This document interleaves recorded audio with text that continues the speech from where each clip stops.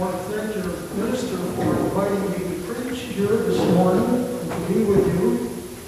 I'm always interested in how a congregation seats itself, and I believe to see that the first four pews in the center section are, as is customary, it seems, empty. My father-in-law, who was a preacher, used to say, "Come early if you want a back seat." Those of you in the back seat feel self-conscious, let me say that is also my favorite spot. The first reading, there will be two, is from Suzanne Langer's then groundbreaking work, Philosophy in a New Key. Many symbols are charged with meaning. Such a symbol is the cross, the instrument of his death and therefore a symbol of suffering. The actual burden which he had to carry, hence a symbol of labor and burden. Also, actually, a product of human creation, therefore a symbol of human handiwork. It is also a symbol for the four zodiac points with a cosmic connotation, a natural symbol of a crossroads. We still use it on highways. Is a warning before an intersection. And therefore it is a symbol of decision, choice, crisis. It is also a symbol of being crossed, frustration, adversity, fate, and finally, to the artistic eye, it is a symbol of a human being. All these, and actually many other meanings, lie dormant in this familiar, significant, simple shape. No wonder that it is almost a magical form. And therefore it is charged with human, emotional, and vaguely cosmic implications, integrated into a connotation of a religious drama. It is also, incidentally, an easy one to create. Drawn on paper, set up in wood or stone, fashioned with precious stones, or even traced recognizably as a gesture. It is so obvious a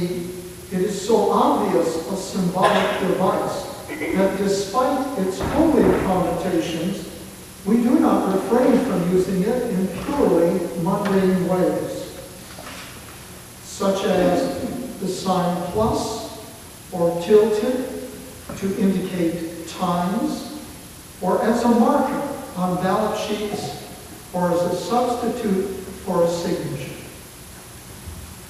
The second reading, not printed in your sheets, is from a Russian Orthodox theologian who grew up in a church which was an extremely powerful and frequently oppressive institution. He wrote this in protest: "Truth nailed upon the cross compels nobody and oppresses no one. It has to be either accepted or refused freely. Its appeal, therefore, is addressed to free spirits. A divine truth, panoplied in power, triumphant over the world, and conquering souls, would not be consonant with the freedom of the human spirit. And so the mystery of the crucifixion is the mystery of liberty. Every time in history that mankind has tried to turn the crucified truth into a coercive truth, it has betrayed the very principles of its founder." Here ends the readings. I preached here 5 times already, the first time in 1970, but it wasn't until Eric Gressley's ordination only a few weeks ago that I actually noticed that you have a cross in this church. I suppose it's because I was in the pulpit, and the last time I was here I was in the pew. Cross in the UU church. How did it get here? Well, Teresa told me that story. But my question is, how did it stay here? How did it survive the great purge of crosses in Unitarian churches in the 1950s and 60s and 70s? It was the UU version of the Puritans' revenge on the Anglican Church. It was, of course, a different time of great faith in science, in reason, a deep suspicion of symbols, a deep suspicion of spirituality. Much of the words that we use in many UU churches today would never have been used then. Even the word spirituality would have been highly suspect. It was a time when we were going to clean things up and make everything clear. And that included the symbols at the front of the church. This cross is interesting. I guess that's me, all right? It's a somewhat muted, it's gold, but a very soft gold against a brown background. More elaborate than I would have judged from your website. It's actually a Roman cross because the lower bar is longer than the 3 outer bars on it. If that bar was a little shorter, it could be a plus sign. It could be a sign for an intersection. The Native Americans would have seen that as a sign of north, east, south, and west, the 4 principal directions, and of course a sign of the zodiac. And then you turn it on its side and it becomes a time sign, or the 26th letter of our alphabet, the 17th letter of the Greek alphabet, the letter chi, and it could also be the Roman numeral 10. It's a fairly common, and as Suzanne Langer was pointing out to us, in different ways the cross is actually a universal sign. So simple. You make it with just 2 lines. However you do it, you can make it with your fingers. We cross our fingers for good luck. We also cross our fingers when we're telling a lie. We don't want them to know it. And if we want somebody to really believe that we're true, we cross our heart. Remember we used to say, cross my heart and hope to die if I tell a lie? Cross is a very potent, very subtle, frequently unnoticed sign. It is, of course, a Christian sign as well. And it is as a Christian sign that we know it. But of course it has pre-Christian ancestors. The Greek ankh, which was simply a T with a little loop at the top, which could stand for a human being, but actually could also, I understand from my reading, represented life. It also, the swastika is a bent cross to indicate the sun, the rays of the sun. And there's an interesting legend which Plato recounts in his Timaeus. The world had been wounded by the grievous sins of humankind, and a god came down and sewed up the wound in the world, leaving an X-like suture as a remembrance of the wound, but also as a sign of healing. Amazing. It's as a Christian symbol, however, that most of us know. But I want to to tell you a little bit about the history of the cross in Christianity. Because the first thing you have to know is that it was not initially a symbol that the Christians wanted to hold up. Jesus, of course, was crucified on the cross, but the cross was not the Roman cross. It was a T-shaped bar formed of an upright called a stauros, and then a crossbar on which the prisoners' arms were either roped or nailed. It was an excruciatingly painful death, which the Romans learned from the Phoenicians, and it is one that the Romans used frequently. For example, when Jesus was a boy, there was a rebellion in his northern province, Galilee. The Romans sent an army in, killed most of the rebels. They took their survivors and they crucified them on crosses between Jesus' hometown of Nazareth to the next town on the Lake of Galilee, Sepphoris, as a very grim and painful reminder of what would happen to anyone who attempted to breach the Pax Romana. So Jesus knew about crosses. I've often wondered if his father made some of the crosses for the Romans. The early Christians, I said, did not embrace the cross as their symbol.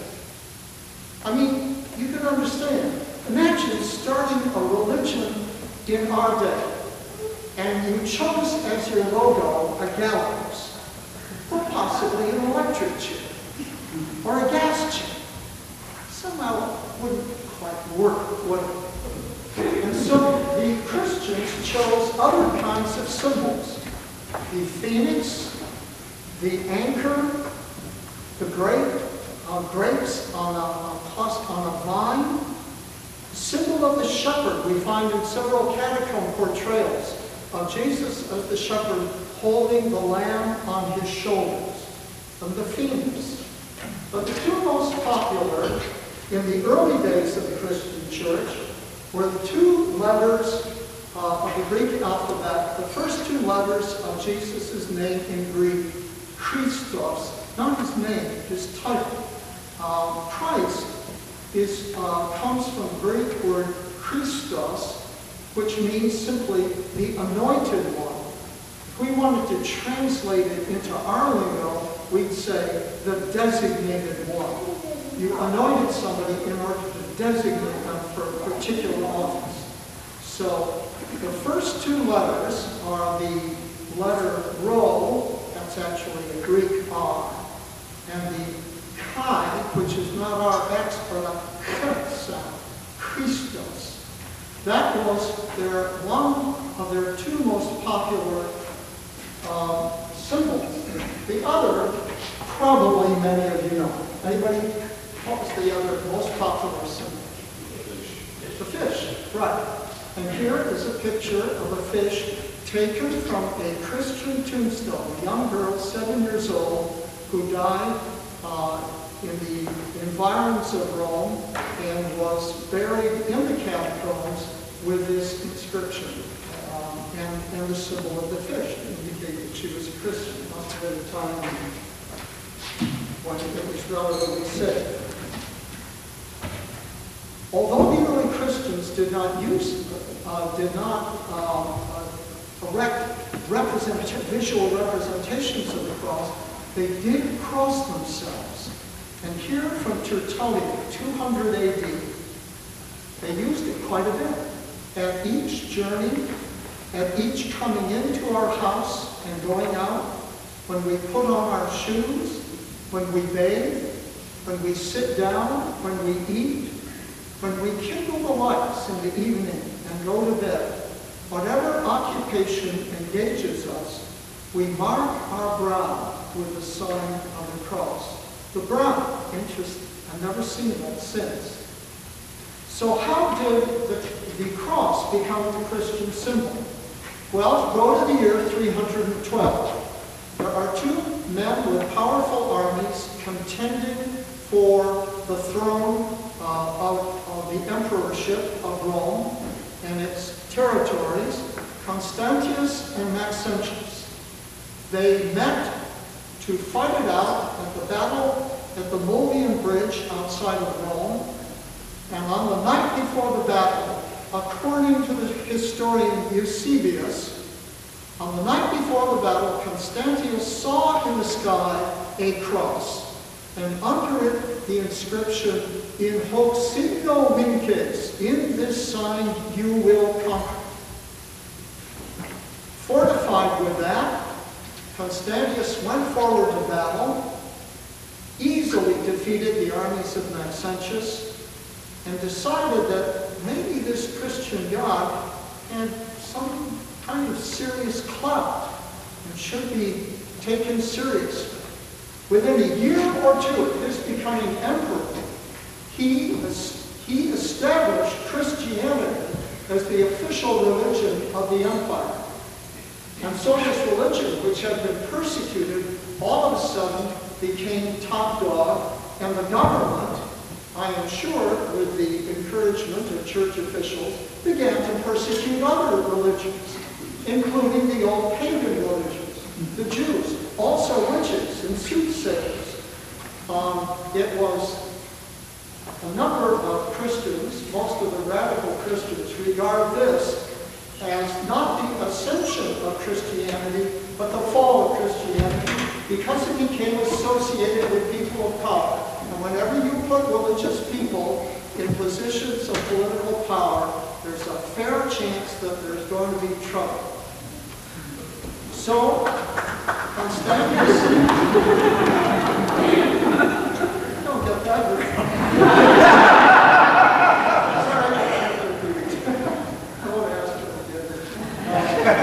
Well, at this point then, the cross becomes the sign, the symbol that Christians begin to adopt, perhaps beginning with this legend or fact of Constantius' vision. And it became a symbol which appeared on cloth, stone, wood, silver, gold, glass. It was drawn, painted, and carved. It was seen on altars, steeples, vestments, floors, walls, shields, banners, swords, pendants, and in England on hot cross buns. God bless the English.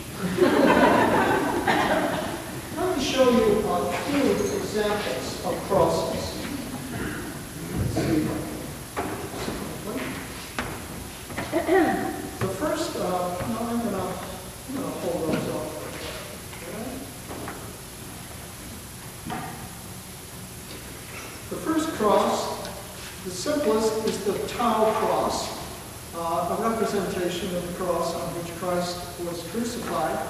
You put a loop on top of that, and you have the Egyptian ankh, which in the Christian church was known as the crux ansata. Then you have the Greek cross, 4 arms of equal length each. You take a Greek cross and you put a Greek cross in each of those, and you have the Jerusalem cross, which is also the cross which you'll find in the Franciscan churches of the Holy Land. This is of course, the Latin or the Roman cross, perhaps the one we see most often. You put a foothold on that, and you have the Russian cross or the Orthodox cross. Although actually, if you've ever been in an Orthodox church, you don't see many crosses. What you are surrounded with are icons. The cross is not the primary symbol in Orthodox Christianity. And then you have the Celtic cross, which is a modified Maltese cross with a sun behind it. And here is a cross that is, I assume that some of you know the name of Francis David, the founder of the Unitarian faith and church in Transylvania. Well, there's a portrait of Francis David arguing before the king for religious freedom. And near him is on a pole is standing this cross, the cross with a sunburst behind it. Really quite elegant. I'd love to see a representation of that. Now let's in my notes.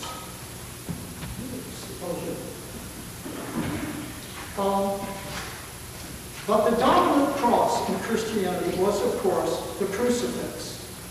And the first crucifix that we see was a Roman caricature of the crucifix. I hope you can all see this.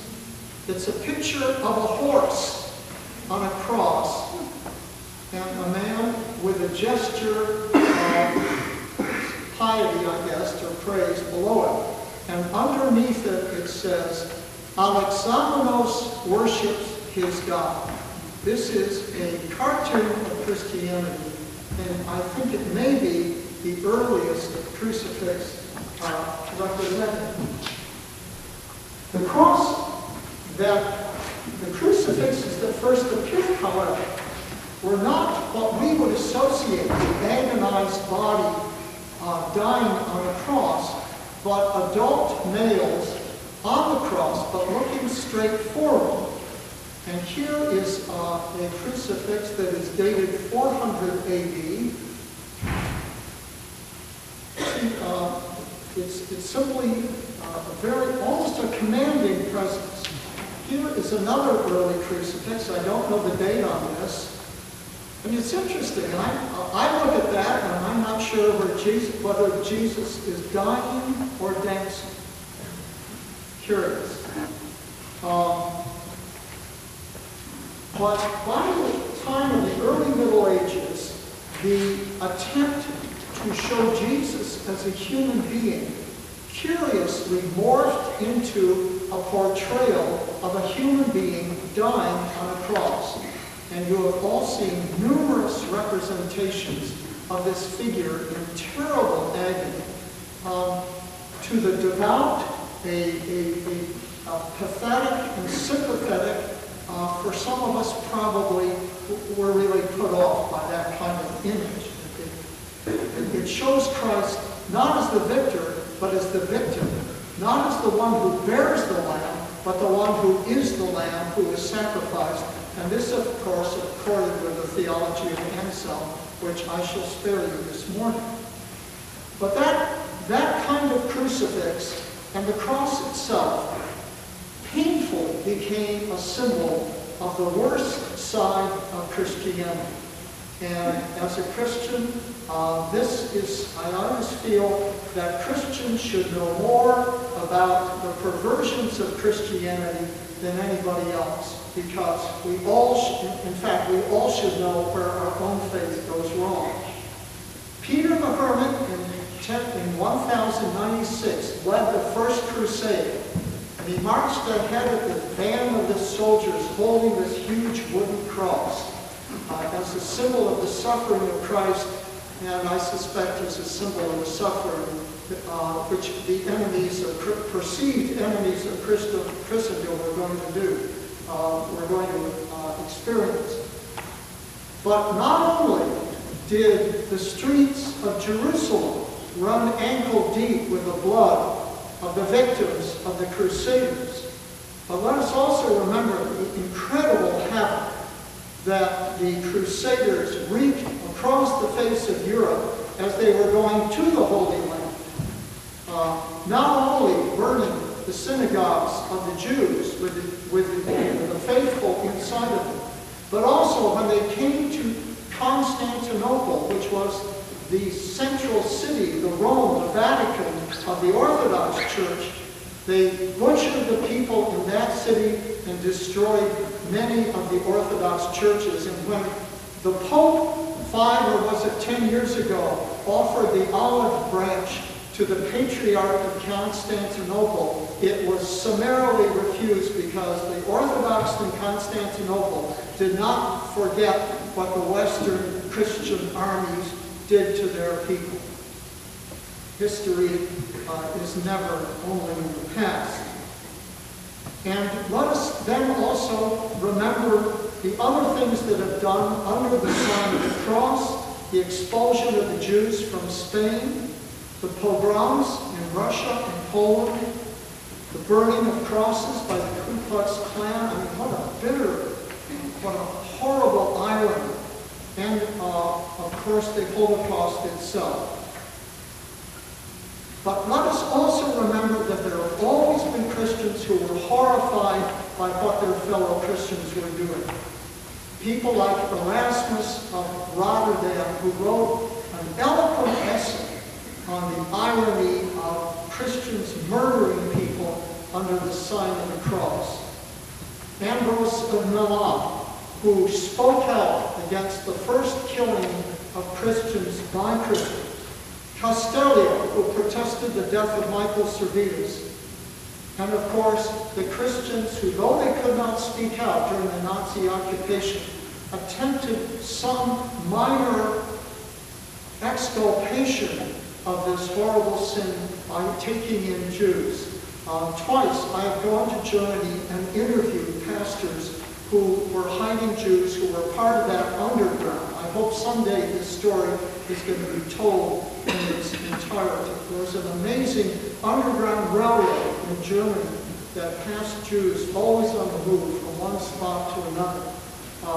And when I spoke to the pastor of one of these churches and said this was a wonderful thing you did, he said, "You have no idea how badly we feel, how grievously guilty we feel for all the people we did not save." When the Protestant Revolution came to the Catholic Church, the established churches, like the Lutherans and the Anglicans, kept the sign of the cross. But a whole host of smaller left-wing Protestant churches did not accept this symbol, like the Mennonites, the Moravians, the Hutterites, the Brethren, and of course the early Unitarians were a part of that. To this day you will not find a cross in a Unitarian church in Romania or Hungary. And the Puritans who came to this country, of course, were death on crosses. Why? Because they were popish. They were Roman symbols. That wasn't real Christianity, they would have said. That's a perversion. It's interesting that the Unitarian churches in the late 1800s began to put crosses up in their churches. The old Puritan prejudice had dissolved. And when I became a minister in 1957, in Boston alone, there were crosses at King's Chapel, Arlington Street, First Church, Second Church, Christ Church, Dorchester, Church of Our Father in East Boston, and another one that I can't think. That's just in Boston. In Unitarian churches, there were crosses in Cambridge, Concord, Duxbury, Plymouth, Barnstable, Quincy, Malden, Worcester, Attleboro, Stoughton, Brookline. I stopped looking around at that point. And the Universalist had a cross called, which they called the off-center cross. This was devised as late as 1947. And the people who devised this motto said, "The center of the circle is empty to show the mystery of God. The cross is to the side to show that we are part of Christian tradition." Very interesting interpretation. And then here, of course, is the familiar flaming chalice. Initially, the sign of the Unitarian Service Committee. This was designed by a man named, I believe, Hans Deutsch, for the Service Committee officials who were then operating in Portugal. Notice how much like a cross it looks, with a flame at the top. But the crosses came down, as I said, and right now, at least in Massachusetts, there are crosses at King's Chapel, Chestnut Hill, Weston, Worcester, and you uncharacteristic people here in Milton. I described something about the culture that took them down, so I want to move and say, but obviously, the culture of Unitarian Universalists has changed since the days of the 1950s when science and reason were seen as the two defining principles of our movement. We have discovered spirituality in new forms as well as in old forms. We've rediscovered the power of energizing music, which we all saw at Eric's ordination. It was quite glorious. Of course, I was raised in some of that music, so it's nice to hear that. We've also rediscovered the power of symbols. The flaming chalice, which is now not just a two-dimensional representation, but a three-dimensional representation with actual fire. How much more effective and powerful a symbol. And of course, we still have the cross. And I must say, from your visiting preacher's perspective, that's a nice balance. The cross and the chalice. How you feel about these two symbols depends on how you see symbols. What I've learned from the Orthodox, and they speak of this in terms of icons, but let's translate it to our idiom. You don't look at a symbol. If you look at a symbol, then you're an anthropologist. If you're connected to the symbol, you look through the symbol. And through that symbol, you begin to see not a meaning, you see meanings. A good symbol does not stand for one thing. A good symbol evokes many meanings out of our imaginations and intelligence, which come out of our experience. So the cross can be a symbol of suffering, which one must endure for one person.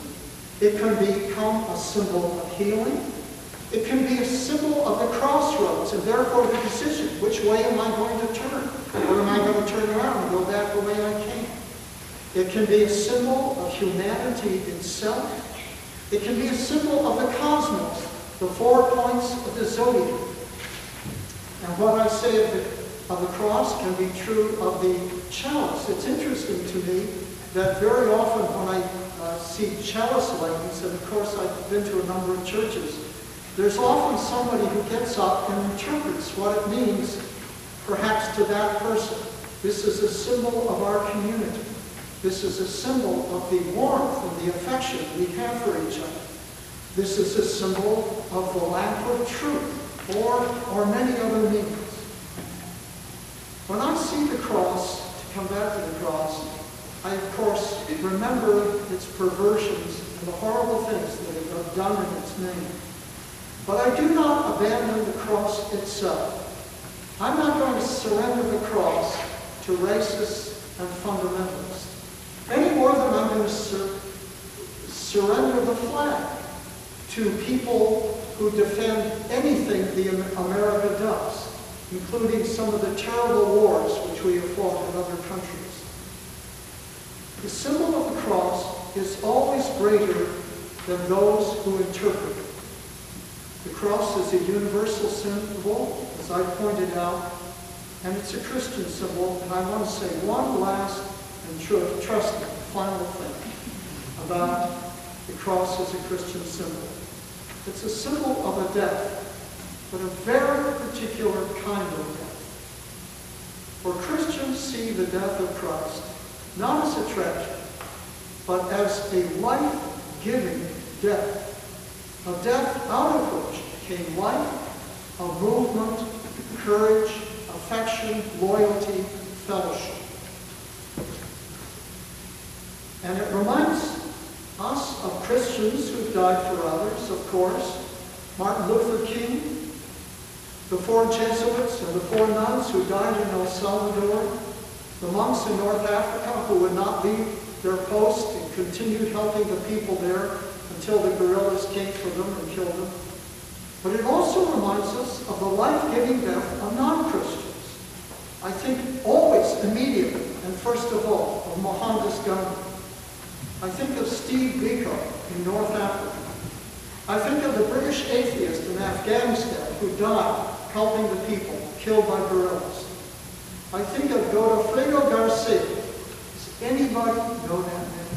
I wouldn't be surprised if you don't. He's a footnote, but he's a great footnote.